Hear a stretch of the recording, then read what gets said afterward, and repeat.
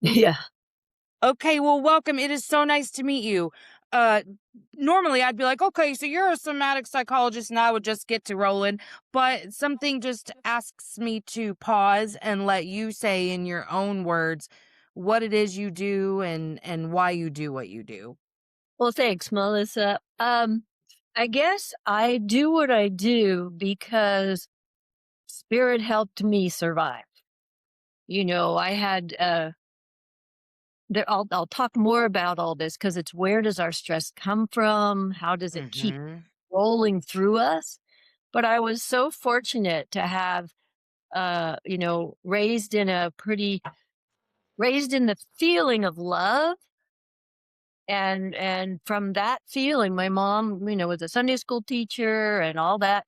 And then years later, I had some huge stresses where my young adult life, I was, thinking I'm on my path. And my partner and I bought a land in Maine that was way back in the boonies. And we built a log cabin with no electricity. And, you know, Wow. yeah, we had this real like pioneer life going. And I had animals and I had my big garden and we had a water powered furniture mill. We had rebuilt this old sawmill into a water powered furniture mill. So we were like the pioneers in my young, early, late 18, 19, 20. And then, Wow. yeah, it was so, and talk about spirit and nature. When you're out in nature a lot, it kind of, I think it just connects you to the world in a way that we forget when we're busy, busy, all electronics. So I'm not saying anything against city living. I'm just saying that there's something when you pay attention to the space of nature, the sky, the clouds, the trees. So I had, 5 years of that digging in the dirt, Yeah. being I had a little business because we didn't have any money. So I was uh canoeing onto this lake and trapping eels for the restaurant. So every morning at 4 in Wow. the morning, I would get up and I get in my canoe and I have my dog balanced on the canoe and we just go in the quiet dawn and paddle, At you know. 19 years old? Yeah. That's Yeah, so cool. I know. I was so lucky. And you know, I think I grew up with a mother. My mom was a single mom for a while because my dad died when I was 2.5. And so Oh, she had 3 little girls, and she taught us how to use tools. She bought us all little tool sets, and we built stuff, and we learned how to saw wood. So I was wow. kind of following my mom's impulse, and, then what happened in terms of the tragedy of that experience, there was so much beauty that happened, but the tragedy was my partner started drinking, and the people we were coordinating this furniture mill with started, putting him on the bottom of the totem pole. And so he was drinking, and I was like, I've never been around this. All of a sudden, the person that I need to talk to at night and enjoy is slurring his words and Yeah. defending. He's like, oh, well, beer is food. If I drink a 6 pack a night, it's just food. And I'm like, What? right? I know. And I mean, I'm not stupid, The way but we will justify our habits. Wow. yeah, and so anyway, my grandma had a Kahlua recipe, so I was making Kahlua and I started noticing, I'm drinking one of these glasses of milk and Kahlua a day. Well, that's interesting. Why am I doing that? And then when felt the urge for 2 a day, I went outside, took my bottle of Kahlua, and I went outside and I poured it in the woods. And because I could feel, we have choice points in life. Yes. And I could feel I'm on the edge of a choice point and I'm going to fall into the big black hole. And Yes. I just know that's not my path. And so that whole experience, my partner eventually, I was visiting my family in Florida to try to go, well, what do I do?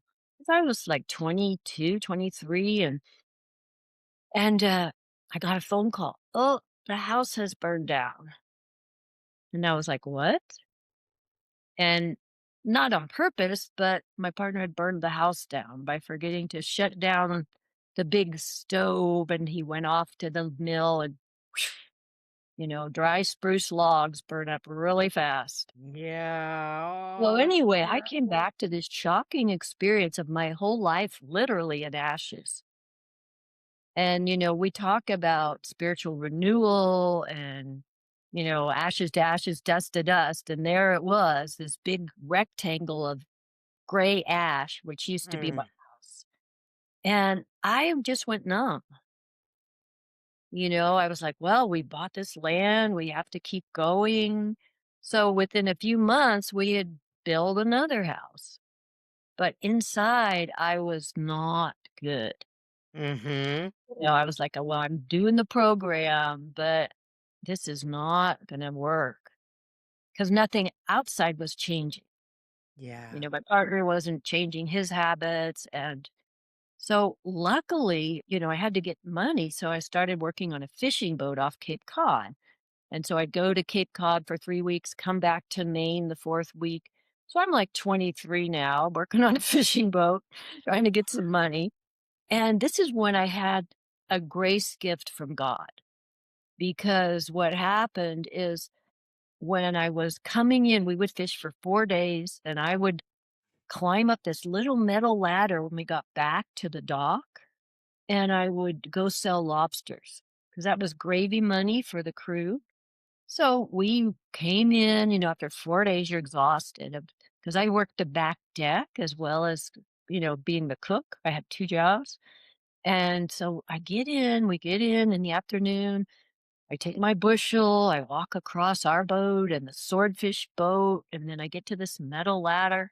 And it's like low tide now in New England. So it's like a 17-foot up to the top of the wharf. And so I am like climbing the ladder and got my bushel basket and up I'm going. I finally get to the top. I get my basket up over the cap rail, and I'm 23, so I'm strong enough. But I take hold of that ladder, and this is the part, Melissa, where I just let go. I was so worried all those times. I was worried about what are we going to do with the land. I was missing my animals that got killed. I was missing Oh, yeah. home. I was just emotionally confused and numb. And I just gave up in the middle of the air. And Wow. fortunately, what happened, I don't know why my spirit was that strong, or faith, or just grace of God. But as soon as I let go, my awareness, I was being held in love. And I was being held in a love that was so palpable. My perception was, well, this is what really matters, is this love. And if my body survives, I'll go back. If it doesn't, it doesn't matter, because this grace of love is what matters. And so feeling that, I was aware, I had this like hyper awareness, I guess. Now I know as a psychologist, it's actually a kind of dissociation, Yeah. right? But at the time, it was also like spiritual. Yeah. And so, yeah, we don't want to always label stuff like a bad thing. Sometimes our soul is like, hey, you need this. Exactly. Right? And so my body started, right next to the ladder underneath was this big water tank that had rebar welded on top. And I was like, I do not I'm want to. so scared. I know, right? Yeah. Luckily, I wasn't in my body to be that scared. I was Yes. love, but my body somehow it didn't fall straight down, but it moved. It was so graceful. It was like this spiral through the air. Time was timeless. Everything was slow. And there I went. And then my body landed right next to this water tank was an old tire leaned up. And my body bounced on the tire and I was back. And I was like, Wow. wow, this was at age 23. What just happened to me? And so I had to process that, of course, I climbed right up my ladder because all the Fisher guys were watching me, and I didn't want them to think I was like a victim or anything. Right, right, right. We don't So, need help. all right. Or we don't need to be made fun of. That's the Right. best part. So I climbed up the ladder, but during that, I was aware of something profound. And I made a vow to myself at that age, I want to feel this much love inside my body. Yeah. And I want to understand this depth of spirituality because that's not ordinary reality, but it's real. Right. It's Right. real. It happened. Yeah. So that was the beginning of me finding the tools that would help me restabilize because Yeah. I was so worried about the commitments we had made and my partner I loved and all that and so much full of grief and just an instant destructive loss with the Yeah. loss of our home. And I couldn't even hold a conversation very well because my brain was so worry that I could never relax. So Yes. I knew I was like, you're going to become homeless if you're not careful. Your brain, Yeah. yeah, your brain is unraveling. And so what I did, fortunately, I had a sister out in California, all this stuff going on for healing out there. And she worked at a school that was Sufi based. Sufi's a meditation, it's a kind of faith meditative. It was Oh, okay. a school for healing. It was hands-on healing, it was meditation classes. And so I couldn't decide, should I go back to should I go back to school because I had dropped out of college? Should I go back? What? And she says, just come out here just come out here. And I was like, okay. And I had this, tiny little suitcase because everything had burned up. Yeah. And I went out there and these practices, Melissa, they were guided. Some meditation, they say, just empty your mind. There was no way I could have done that. No, didn't work for me either. Yeah. All right. So I found this practice, which was what they call discursive, which means your guided visualized meditation. So there was always something to do with my mind. So, the Yeah. example, you would ground your energy. So you're visualizing tree roots into the earth.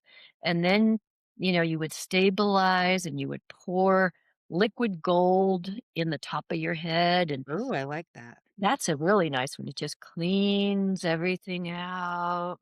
And then practice that was so profound. Well, they had you open your heart and breathe through your heart. And the heart, I see you without judgment. And it doesn't mean I don't have discernment, because we know, in the Hindu practices, Kali, she slices off the head of illusion, right? She says we can't be in your mental illusioned body, your ego world. Yes. And she just goes after it.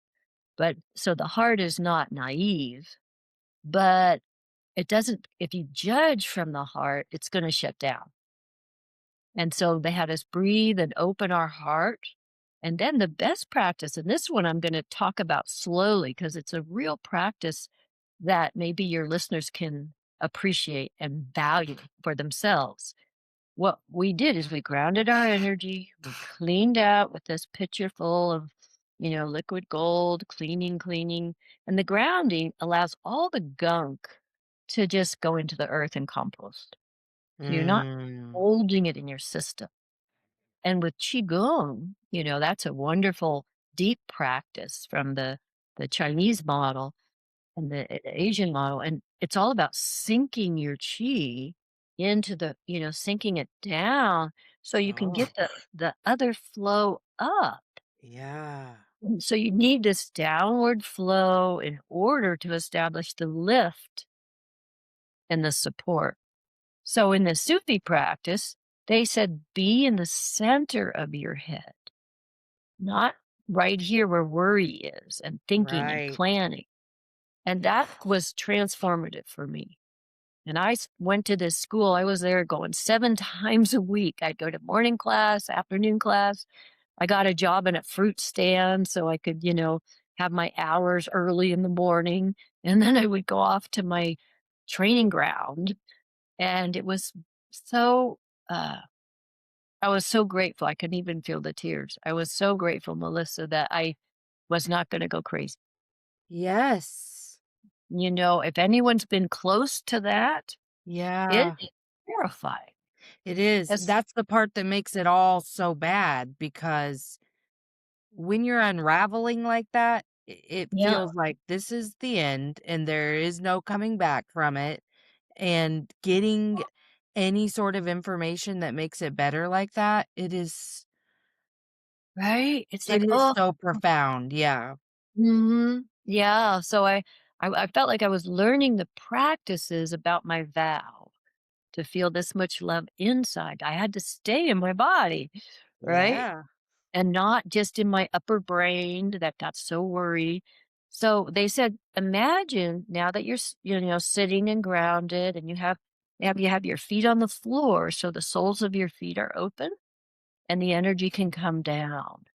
Then what they have you do is imagine a line right through your ear height and you go side to side and you feel the sensation side to side until boing, there's the middle. And then, okay, I've got my horizontal middle. Then they make an axis out of it, a matrix. So then you go, I'm going to turn so you can see it from the center of the forehead out the base of the occiput. And that's Wow. because this is where some of the spinal support for the weight of the head is. And Yeah. so then you go forward and back on the diagonal. So you would go, okay, I'm too far forward. Oh, now I'm too far back.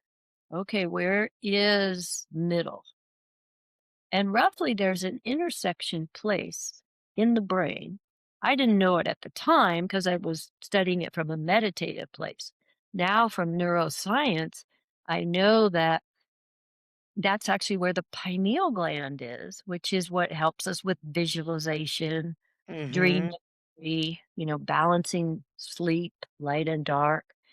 And I became so good at visualizing and listening. What this school did is it gave me the reminder that your spiritual answers come from within with the right kind of support. You have to do your practices because we're all a mess, Sure. based life. Sure. Yeah, we have Yeah. our whole karma woven all around us. Mhm. But if we can stabilize and be in that clarity, the sixth chakra, because they also had clean out your chakras, so we would do visualizations of the root chakra and you go in there and you go, oh, this room isn't very pretty. And you make a room and you redecorate your first chakra, then your second chakra. You go all the way up the chakras. And the sixth chakra is about clear seeing. And so it's not your projections, it's not your worries, it's just clear seeing. And so from the center of the head, now this is a practice I renamed it blink blink. You can call it what you want, but it clears this limbic brain, which is where our emotional habits and patterns live. If I'm going to take and what it does with this practice is you put as if you had a little, you have your space first. I call this your hula hoop. So you have enough breathing room. You're not having everybody's energy coming into you, and you're not Yeah. leaving yourself to take care of everybody. You're just here, and you have your breathing room, you have your hula hoop, and you're not cut off. You're just allowing your energy to fill up the space right outside you as well as here. And that's what people feel first, as they feel your sort of energetic self. And if that's grounded and clear and available, then if something's coming too close, you could just do a little, you say, I will meet you, but I'll meet you where I still have some breathing room. I'm not going to meet you right here. Right. Yeah. Or I'm not going to have to jump out and meet you in all this fun, spiritualized Yes. union. Yeah. So this school, was brilliant methodology. And what you do, this blink blink practice, and people can go to my Instagram account and see it. It actually went viral. It's just a 1 minute video. It had 160,000 views and it's still going around. But it's on Instagram. They have those little bubbles at the top and it's up there that says blink blink so people can find it. But what you Wow. do, yeah, is you imagine a movie screen and you put on the movie screen, you ask a question, when did I first get my feelings hurt? Or how come I, guard myself against other people? You just ask those questions. You don't need to know the answer mentally. And you just see what shows up. And what's so interesting is something will come out of yourself and give you some insight. It could be an event you completely forgot happened. Yep. And then like, oh, that was the moment my uncle slapped my face when I, squeezed the bone horn when he told me not to. Yes. It could be something that simple. But what you do is you put it out there, and this is what re-empowers you to not be just living your past over and over again. Because that's what we do. If we Yep. don't clear it, we live it. And so what you do is and it could be some people, will see pictures. Other people will just have obsessive thoughts or they'll have sound. You just put it outside of your hula hoop. You might call that your auric field. And you put it outside and you take the information. So you're aware and then you dynamite it. You literally blow it up. Now, what this does is it's a little bit of a power impulse and it frees the frozen image, that energy, the emotional, psychic energy gets frozen into thought structures. And what you Yeah. releasing the thought structure so that the energy, you just breathe in your own energy and you release. Like I let go of my uncle slapping my face. Who cares? Right? It was just such an impact as a young kid, but you just let it go. And all of a sudden, you're more present. Yeah. You're more able to tolerate little things.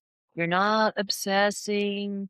And I think it's really, I have a lot of my own geeky integrative ideas about how do we function as wonderful temples and as human beings and as grounded, practical, common sense people, right? We can't be living in the spiritual world. Right.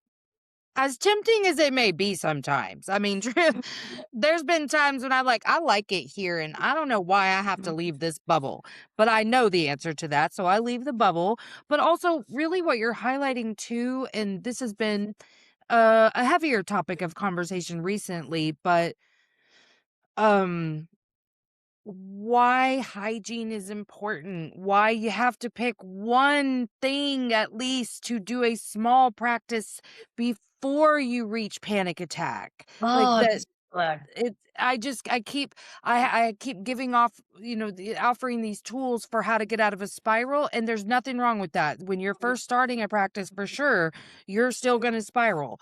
And I mean, I have times where a spiral will start. I have great tools for that. So that never goes away. I'm not saying it does. mhm. But if we can understand that preventative care is important and that if even if that practice feels like it would take too long, there's others, like, but we have to do daily things to keep our nervous system in check and in a You're little bit of so a right. balance and a flow of give and take and safety, because Mhm. that's so much what you're describing too, is all those years of feeling so unsafe in your body. That's why we disconnect from it at such a young age. Yeah. I love that you're highlighting this because practice is all it is a shaping of choice. Yes. I So, like that. yeah, you are shaping the ability to choose how you're going to be in the world and ultimately what comes your way in a good way. I don't, again, I don't like the phrases that are spiritualized. Well, you created your reality. Well, Right. on one level, there's a grain of truth in that. It's what you're vibrating. And this is where, Melissa, I like to go all the way back to precognitive experience. And that means before you could think, it means Yes. even prenatally in the womb, Yes. all around the birth itself. I have a book, Birth's Hidden Legacy, and I have another one, The Developing Infant. And, this early shaping of our experience sets a filter. And we're going to keep using that filter under stress, especially Yes. if we survive by dissociating. Yeah. Yeah. And I'll tell you this much. As a therapist, I've really had to hone my skills for the people who dissociate for their coping. Like, I'm married to someone who does that too, but I I intimately understand overthinking and like, you know, just anxious and, overwhelmed and all of that and agitated. I understand that to my DNA, but I Right. really had to put myself in that understanding I mean, it's all the same thing and I get that. But really like I had to start looking at it from a bird's eye view to understand how to explain what was happening and how to get out of it for these people. It's going much better now to be able to like cuz I have to explain why the tools work. Like People want they to, never believe me. right? They want to know. I have to explain all the time, how is it adults can actually have a felt sense of their infant experience? I mean, that sounds so weird. But I can tell you, I've been a therapist for 45 years and I still love my work because I got my hula hoop. I know how to clear out and I Yeah. teach people to hold their own story without it just becoming an obsessive loop. Yes. How to feel their body and interrupt what you're talking about. You had to really take hold of your tools and practice them. And that's what I think good therapy is teaching people how to do that in a way they can understand. Yes. They have to feel like there's some hope. So, That's exactly right. Yeah. yeah, Because when you've done the same thing over and over and over and over, and you tried so hard to use that finite amount of willpower that you're given on a daily basis to right. muscle your way through it, and nothing's working, and Yeah, you're exhausted from trying, yeah, yeah, it's easy to feel hopeless. it is. And that's why I really like, I'll look at, and with as a therapist, a psychologist, I'll look at anywhere along of somebody's life journey.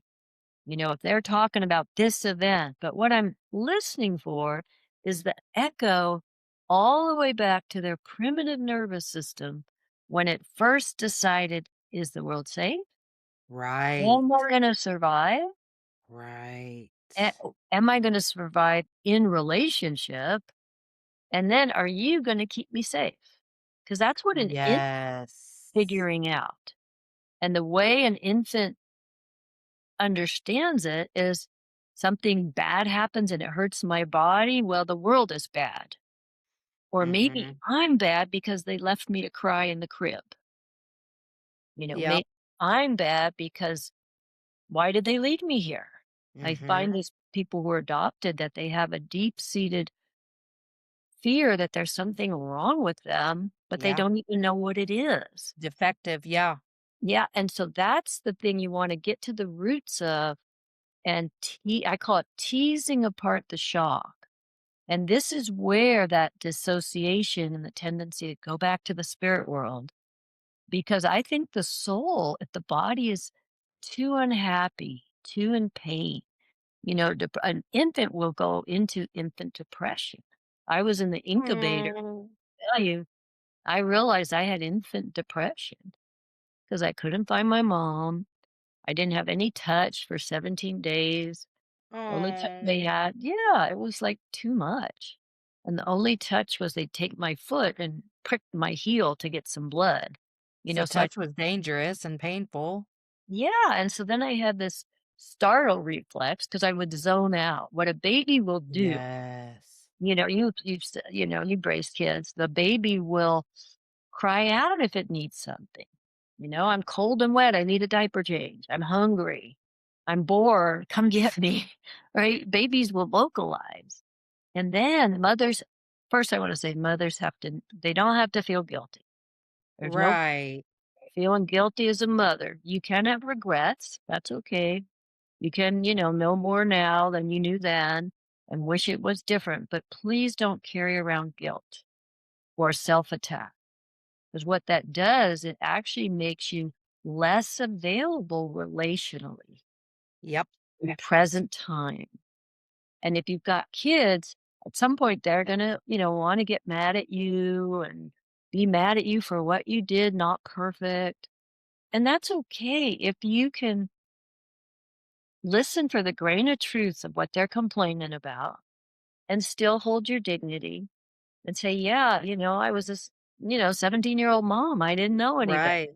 Right? You tell them whatever it is. Or, I listened to the medical doctors that wanted to keep you away from me so I could rest after the birth. I didn't know any better, and I'm so sorry. Yeah. But you say, I'm sorry without guilt. Yeah. Yeah. I actually just had a super profound conversation like that with my oldest because um I think his problem really is that he is so forgiving of all of my misgivings and he sees so clearly that I was raising myself at the same time because I was 22 when I had him.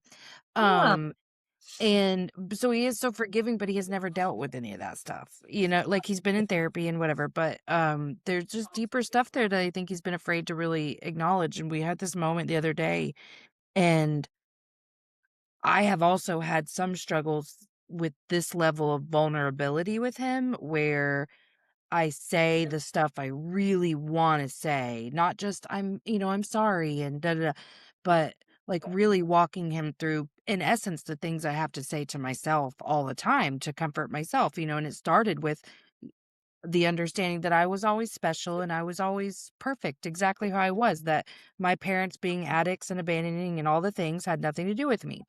And Yeah. so I was saying that to him, and I've always been so afraid to get that emotional and just like in touch and whatever. And it was this beautiful experience where I got to be like, you were a perfect little boy. You were special. Like everything about you was so perfect. Yeah. It had nothing to do with you. I just didn't know what I was doing? And when you can do that in honest authenticity, boy, does it repair the It heart. does. You feel the energetic shift. And so the thing is that we lost my middle son in December. Oh, I'm so Um, sorry. thank you. So it was a synthetic opioid overdose, and so it was traumatic, and we're going through the things. And so I was noticing like how that's manifesting for him, and so that's why we were talking about that as some relational stuff between him and his sister. But um we started talking last night because I have a schizophrenic brother. My older brother's schizophrenic, and Yeah, my cousin is. It's a it's oh, tragedy. it is. Yeah, because he flipped. He had his break when he was, 19 years old. My son that we just lost was almost 19. And, so my oldest is in school for psychology, and he texted me out of the blue at, like, 11:30 last night. That's why I was like, "Oh my god, this conversation's so well timed."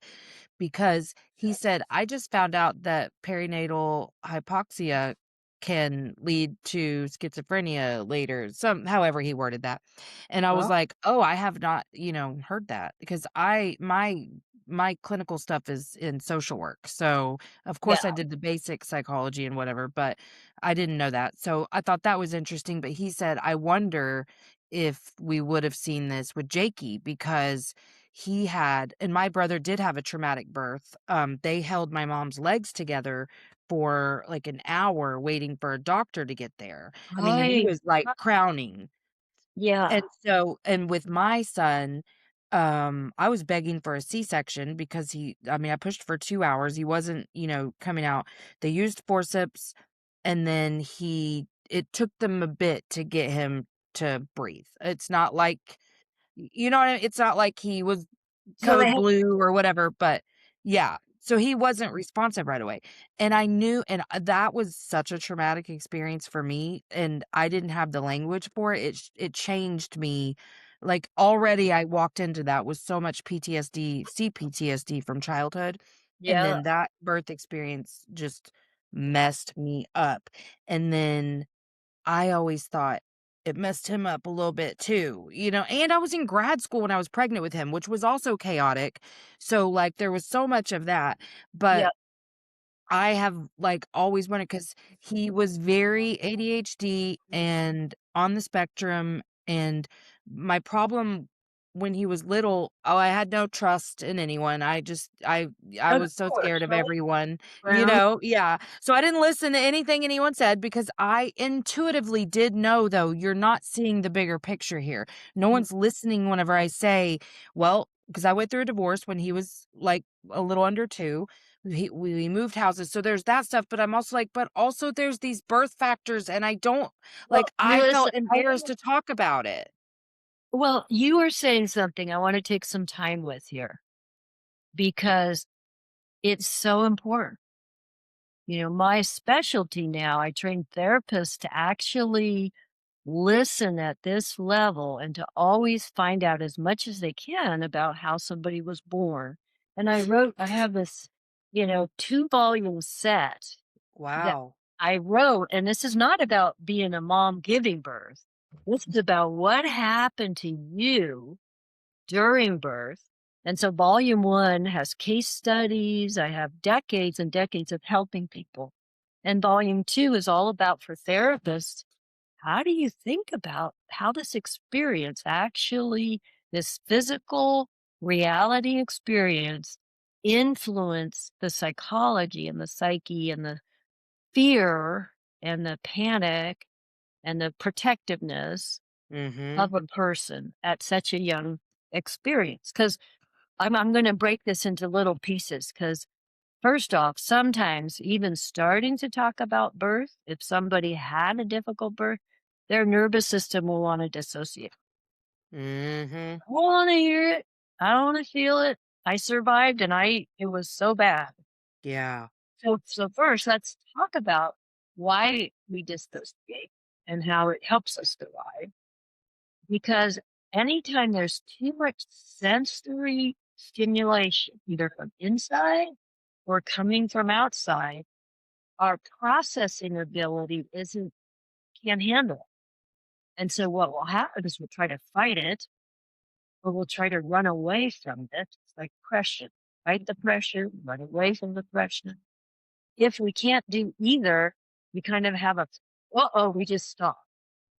And this is when you start holding your breath and say, this is the prayer symbol, but it's also the frozen symbol. If you're Yeah. if you're not breathing. And so once the body starts shutting down, the mental body takes over because we can't move physically because we're frozen. So we Yeah. move mentally and we speed up. And some people will withdraw into a cave and they don't know how to get back out, and some people will actually dissociate and hover in the air, like I did when I, let go of the ladder. And some people will actually they'll withdraw into the key. They'll fight, and when they start fighting and you're frozen, what happens is I call it a kind of dissociation I call fragmentation. It's highly creative, highly gifted, it's fun. And what happens is you take that freeze response, and if you're adding more energy, just think of in our nervous system, we have the ability to healthily move and play, and we have the ability to healthily rest, digest, recover. And our nervous system lives in the balance. We can go back and forth in health. But what happens when we get overwhelmed is we freeze, and then the fight response wants to keep us alive. And so, if more energy comes and you're frozen, it would be like taking a rock and throwing it at a mirror. And then you would break into pieces, all shiny, Yes. neat, creative pieces. And why that is so, and this, Melissa, I'm going to be curious how you incorporate this into your therapy to help others. Because if you have people who fragment, as a therapist, it's almost like you're trying to follow their story. They are jumping from one thing to the next. And it's exhausting as a therapist. Yeah. That's why therapists get burnt out. But if you can, and I train therapists so that they can love their career. Yeah. And so if you're frozen, more energy comes and you fragment, it's brilliant because if you think of predator prey, the predator doesn't know which piece to chase. And Yeah. one part of you's gonna survive. Hooray! Mhm. So you have to heal that though. I used to do that, and it's what gave me, highly creative and spiritual access, and I loved it. But once I understood I was doing it, I had to make another vow that I can't do this anymore, even if I lose my connection with spirit. That was my fear. I would lose. Oh, yeah. Oh, I could see that. But see, you're making a great point because this is why spiritual bypassing is so dangerous. And Yes. why you have to, if you're going to listen to people who are teaching you, you have to find people who are grounded and rooted in truth, because there are way too many people out there, and even in a not even nurturing way sometimes, with the just like, but you know better. So you're just not good enough with your spiritual being Yeah. to be able to go through that. And I'm like, gross. I mean, spirituality is my foundation now, but like, cause like, once you awaken, it's just like, it You just can't is go so back. much a part of who you are. You know what I mean? But But like, I'm also a human first. right, and that's I think the journey is to come into the body, Mm-hmm. and have your spirituality be in your life from within. And that's why I keep getting a phone call. Let me turn this off. It's just bugging me. Go away. Technology is not my favorite thing. I love it because we can talk. But Yeah. yeah. But so here is this thing, where if someone fragments into the spiritualized creative, what you want to do as a therapist and for yourself eventually, but as a therapist, I'll say, okay, I'm going to go out to the edge of the universe. And I just keep my hands close because you can't see them. But basically, I put my hands all the way out as far as I can reach. And I say, I'm going to go out to the edge of the universe and hold some nice cotton gloves so no part of you gets lost. And sometimes people will start crying. Oh, It's just, yeah. oh, they've been like so exhausted from jumping. And all of a sudden, what I'm doing is I'm providing what's called containment. In Yeah. psychology, we have sort of the ability to express, but containment is also important. And Yes. so the containment, I'll gradually bring my hands in and I'm literally kind of pressing space around a person, and they actually start to feel themselves in a different way. And then for some people, it's like the first time they've knit back together. Yeah. And we'll just sit there and I'll let them have that experience. And I'll say, you're wired to fragment and dissociate because something happened that was too much for you. But now to heal, your adult self has to take charge of this and bring yourself back. Every time you start to fragment and you notice, oh, I'm speeding up, I mean, oh, where I'm, lost in a spiritual trance. Oh, come back. And I think what we're doing is we're actually in dialogue with our soul, that we are teaching our soul that we want the soul in the body to shine out our eyes, Yeah. to empower us to live life. And if, a baby has a difficult experience like your son, like, me in the incubator, like anybody who's gotten stuck or a C-section is so fast. There's lots I can say. This volume one has all the implications of those different experiences, kind of from being able to think as an adult about an infant perspective. Yeah. If you think of sensory, the infant does not have context. They don't know I'm in the incubator today, but tomorrow I'll be with my mom. Right. They think it's forever.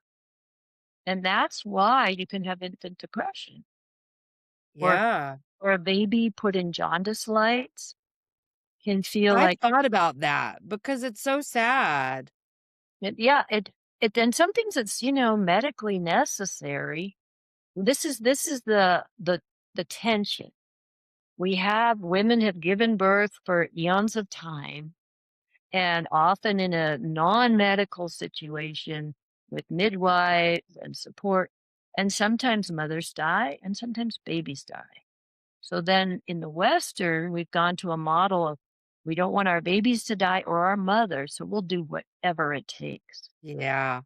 And that can create an interruption of connection and safety, trust. Is the world safe? Can I trust you to keep me safe? So when there's invasive procedures like a forceps or vacuum suction, the physical being baby feels threatened, and they feel extreme pressure. And I think babies can even feel like they're going to die during a birth. Oh, I bet. And all three of my kids actually the forceps were used. Well, what you can do, the good news, and I've spent decades helping people recover their body, recover themselves from that impression being so big. It's just a moment in time. That's what birth is a moment in time. And the Buddhists, they call it the crashing of mountains. It is huge forces. So it's like an initiation journey, Yeah. and if people can befriend it instead of avoid it. Like I had one woman who she was born with forceps and her mother was given this, chemical cocktail that made her forget everything. And this adult woman, she was in her late 40s, early 50s when I worked with her. She had she had obsessive lists of everything because her mother was given what's called scopolamine, and Oh, that's yeah. that's a memory blocker. So here's this baby inside of mother experiencing loss of, connection. Where am I? Where did mom go? Did mom die? She's not Mhm. moving anymore. These are, sensory signals because for 9 months, the baby grows up in the movement field of the mother.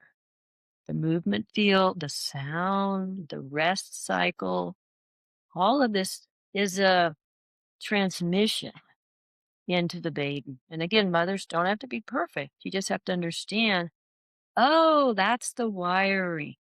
That's why my Right. kid is, And like you said earlier, I didn't wanna, like sorry, I had a pop-up I had to take care of. I didn't wanna rush past this too much. I wanna highlight something you said earlier, where those feelings of remorse and regret, the woulda, shoulda, couldas, they're natural to come up. But when yes, if you ruminate on it, it's not gonna be any better for you than guilt. But allow that to be present. Like you can contain that. You can let that hurt your heart a little bit because it does. I mean, sure. especially after losing this child, Oh, I bet. there's I bet. thousands of things that I could in a very logical way look back and say i I could probably have made these decisions differently, And a lot of "I wish I would'ves," a lot of "I wish I'd have known. I wish this."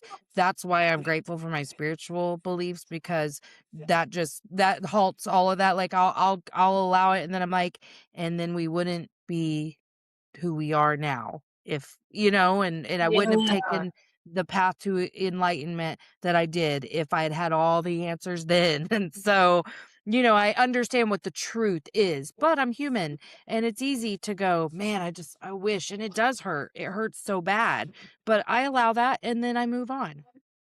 Well, what you're saying is really, really important because those feelings will come up. We don't want to pretend they don't.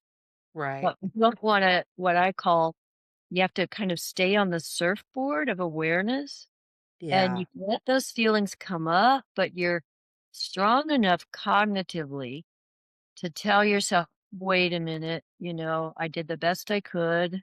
Mhm. I knew at the time. Yep. My son has his own karma. I'm not Yes. like, the surrender prayer, all the 12 steps. It's about, give it up. You're not in charge. And all of that, you stay on the surfboard. It's very wobbly to feel the discomfort of these emotions, but not to fall into the mess of them. Right. That's why I call it staying on the surfboard. And literally, Melissa, what's happening is when you allow the feelings to off gas, I call it off gassing, you're literally letting it come out of the body because it's usually unprocessed emotions. Yep. It comes up, it comes out, and it will pass. And that's the clarity of learning to surf life. Mhm. Life is never going to be just roses. It's No. gonna knock you around just because we got our things. And so I'm so first off, I just feel my poignant tenderness for your experience.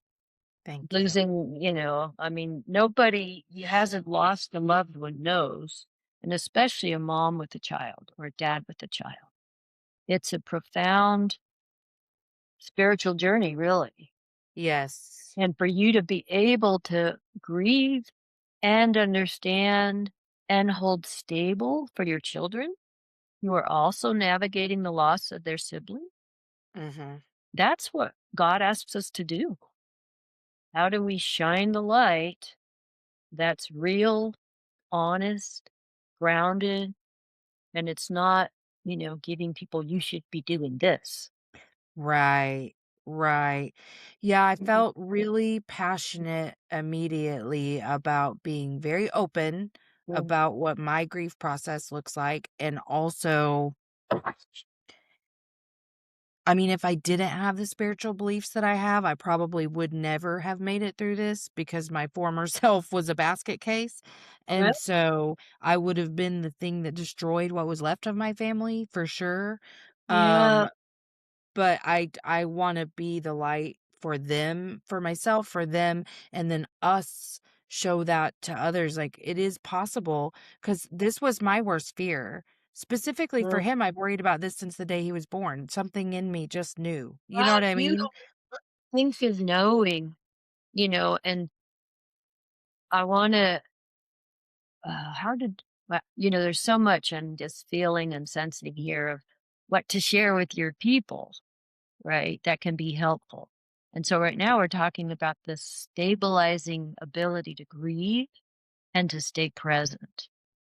And, I lost my husband 3 months after we were married, and he was like the Oh. love of my life when I was 35, 36.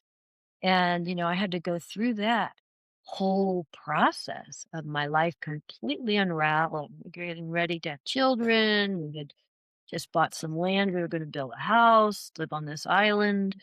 And You have had so many completely life-shattering events. yeah, I feel so grateful for whatever. I attribute this to my mom and my dad, the kind of love they had, even though my dad died when I was little. Somehow I could feel it all the way back from conception. Yeah. There's stuff there. And then my mom's faith and heart, and she was a social worker. So Oh, how fun. yeah, she taught us kids to, not have big egos about better than others and how to all chip in and help with the kitchen and, do the chores. And we're still all real close because of that. And I I'm love so, that. yeah. And my mom, she was a first city councilwoman on our little tiny Oakland Park where we lived. And she was a New Yorker, so she had chutzpah. Oh, And she And she did. grew up in the settlement houses where everybody did theater and art and, played together. So she had a love of community. I'll tell one mom story just because it's so fun. The developer near our, when you grow up in a sort of rural area and they start developing, they just want to take over all the land and put houses. Yes. And so there was this little creek that went through under a bridge to this canal, which went through to the back of our house. And we swam in the canal, we sailed our little sailboat, and we always knew this watershed was connected all the way out to the ocean. And we knew that because we lived there, we bicycled, we went. And my brothers had boats and they went, all the way to the ocean, scared my mom. They're out in this little I boat. bet. Ocean. Yeah. And so the developers are like, no, we're just going to bulldoze it in. And my mom tells my brothers, I wasn't at the house anymore. I was up in Maine, but she says, "Get me 2 coconuts." And so she got some spray paint and she spray painted them pink and green, so they really showed up, hot pink and green. And then she had my brothers ride their bicycle out to the bridge where the waterway was going to the ocean and also into the canal and drop them. And then she said, "Okay, next 2 weeks, you ride your bike to this little place where the little creek goes under the bridge, and then there's a place where it eddies right there before it goes to the canal. And every day for 2 weeks, my brothers are looking for those coconuts. And sure enough, they show up, which proves the water is connected. And my mom took it into evidence for the city council and beat the developers. And we were so proud of her. She was the first environment. Yes. Yeah. And why I Mm. say that is sometimes you have to listen, like you said, Melissa, that you always had an instinct there was something with your son's birth. There was something, wow, I wish somebody would listen to me and we could work with this. And that's what I want therapists to know. It's you gotta learn how to get down there because it's not easy. Yeah. Defend it against it. And without proper training, therapists will listen for everything, but they won't know to listen to you and say, well, what was it like, Melissa? What do you think he went through? And help what the healing is, what physically is happening in the healing journey is these shocking experiences that grip our body and they grip our mind and our emotions. If you can go back with slowing down enough to let discomfort off gas, to understand as an adult who's cognitive, oh, that was my terrified infant. Oh, that was the moment the cord was around my neck and I couldn't get out. And now Yeah. I always get into power struggles with people where that's after birth. Oh, I was in the nursery. So I never celebrate completions because I know what's coming isn't fun. These are templates of experience that are so hardwired in our brainstem because we're at the infant state, which is so perceptive without context. Yeah. So we can make all kinds of demons up, right? We Yeah, don't because know. you're gonna fill in the blanks. You are. And I call this existential shock. It's the type of awareness that's linked to the all there is. Because for an infant, all there is their sensory, they don't have cognition yet or contact. Like if you have a baby, your baby's happy and you get into a room with other babies and one of them starts crying, why they all start crying? Because it's, Yeah. right? It's the energy that they take. So as an adult, I say this for all your listeners, if you have like the deep depression or the deep hopelessness or the I have to fix it. You have these big views. That could be existential shock, and most therapists don't know how to treat it. I just worked with a woman in her 50s and we did one session. She goes, "Oh my gosh, I've been looking for this my whole life." And what we did with we took her experience and we said, "What if we're going to get bigger than the big empty black hole you've had an eating disorder to avoid, you're escaping from because it's too scary. It's too big." Yes. Yeah. And that is usually the infant's experience. They don't have a healthy adult to mirror neuron that they're safe. And so they get lost in it. But what you can do, just like I went out to the edge of the universe and brought the fragments back, with existential feeling, you take the sides of that big, vast, depressive, or exciting, you take it and you start condensing it. So instead of it being huge and bigger than you actually use your body, your hands, your grounded feet, and you start taking this whole thing. And you want to spend a little time with it. Like, is it gray? Is it cold? Is it how big? Is it hot? And you want to go out to the edges. And then you start condensing it and you bring it into a place where you are bigger than it. All of a Mm. sudden, this big thing you've been afraid of your whole life is now manageable. And you can work with it. You can put it on the shelf so it's not always, derailing you. You can get it down and befriend it. Hello there. That was when you were lost as an infant. You didn't know what to do. I'm here. Mhm. And slowly, slowly, this story will come out. What happens, I love this in the healing, is this story starts connecting the dots of life experience. You go, that's why I was doing that. And Oh, then you see that's that where it started, and I've repeated this pattern so many times. yeah, and so it starts to bring stabilizing understanding. Mhm. And then the work as I didn't know how to turn my phone off. The work as yeah, as you start to do the repetitive good practice where you have to get a little stop sign out in your back pocket and you stop yourself to pause, slow down, pay attention, and not go along the habit of your old behavior. Because that Yes. habit is literally a path carved in the brain that says, this is what I do to survive. I have to go this way. And so it takes courage to slow down and to remember, just like, you'll get a ticket if you keep driving through stop signs or you'll get killed. You, Right. you gotta stop. And in that stop, that's where you begin to have choice again.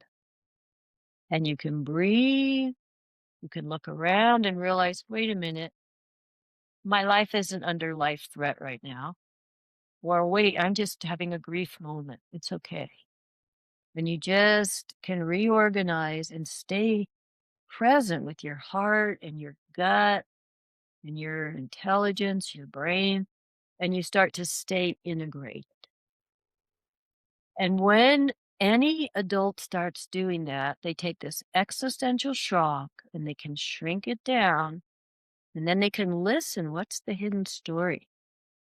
And I work with 4-year-old children a lot in my clinic, 8-year-olds, teenagers, as well as adults, families. And these 4-year-olds will show me their birth story. Wow. One little girl, I tell these stories a lot if people have heard me before, but they're so poignant and so brilliant. This one little girl, I didn't know what her story was yet, but her mother phones me and she goes, I don't know what's happening, but my daughter, she is great. We have, good enough family. And When she got to preschool, she would grab another kid and she would take that kid and put him behind a barricade. She'd make like a place in the pillows or something. And she would not let the girl get out. Oh my So gosh. now she's got the girl with her, and then the teachers have to bust in and get the kid, and then she would have this huge emotional meltdown. And Oh then my god. right? My mom's like, "What the hell is going on?" I'm just picturing that. Right? And so, I don't know, I said, "Okay, bring her in, let's see." And I used to have a clinic I ran for 17 years, and we had great therapists there, and I had an office I just loved, big 12 by 12. So I had lots of places where you could move, you could sit in the pillows, you could play puzzles, all kinds of stuff.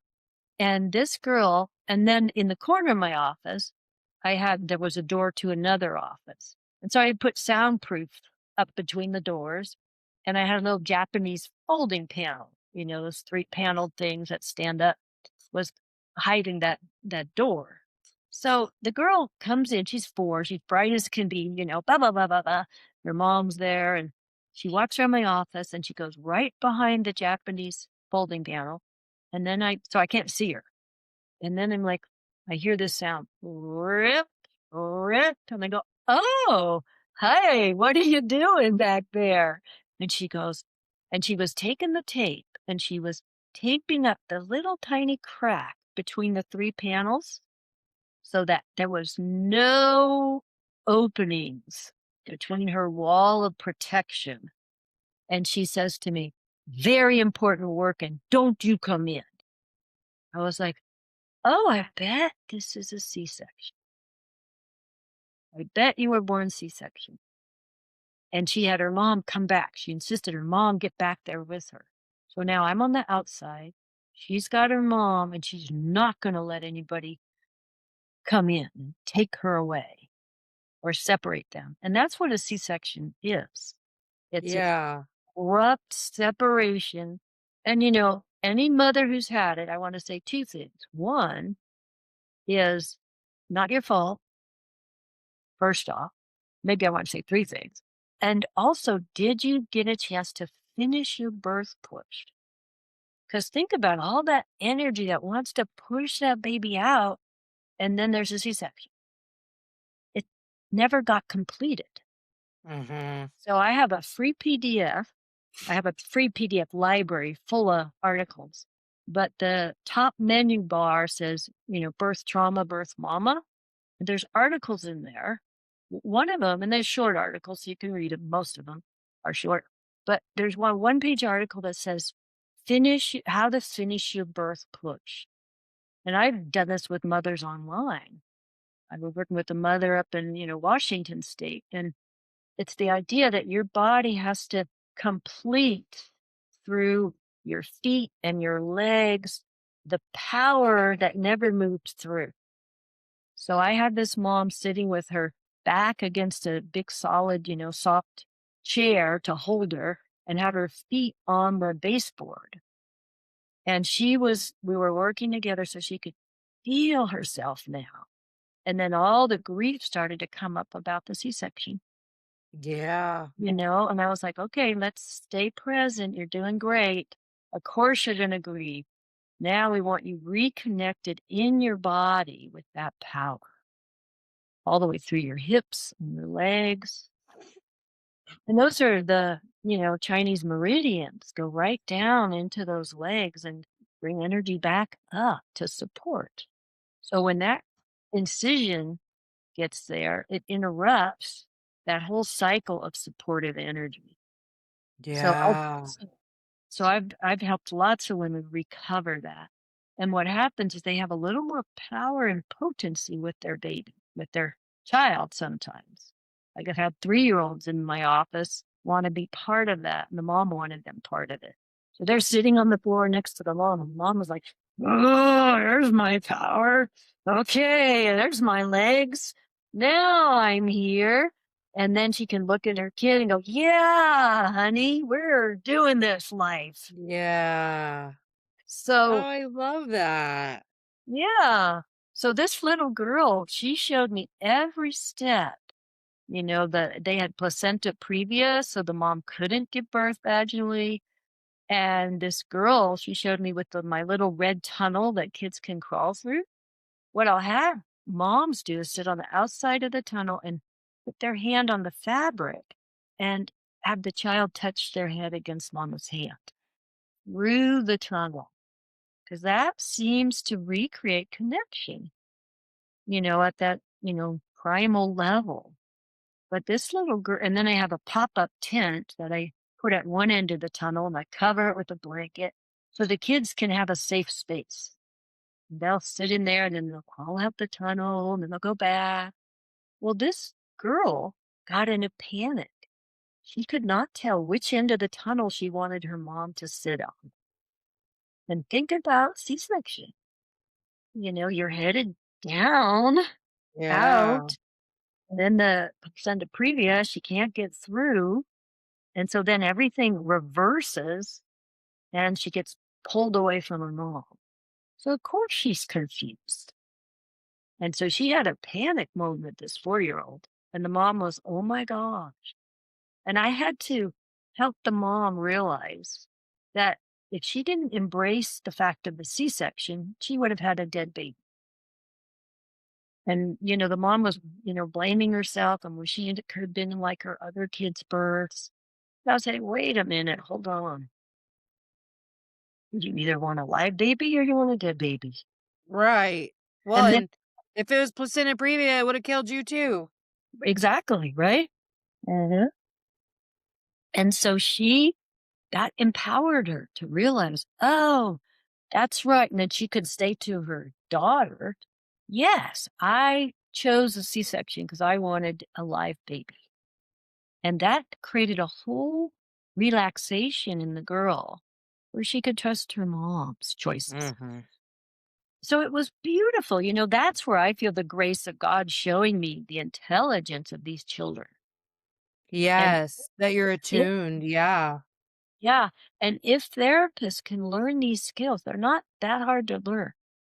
You do have to go through the territory of your own listening to what was your own story. So you Yes. empathy and the understanding and the recovery. You're not left in shock imprints and patterns. Then you can really, really help others. And I am passionate about training therapists to do this kind of play therapy. Because if we can help our little ones finish those stories, and this little girl went back to preschool and she was fine. She didn't do that anymore. She had integrated the whole thing until she felt safe. She wasn't mad at the doctor anymore, trying to be more powerful than the doctor or the teacher or whatever. She Yeah. could relax.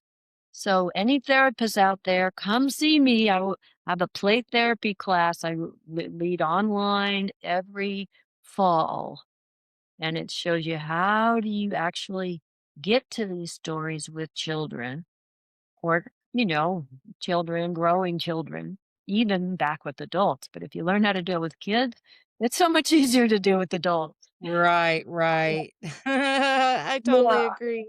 Yeah. So, Well, I have loved having Melissa's you. You pulling on. are amazing.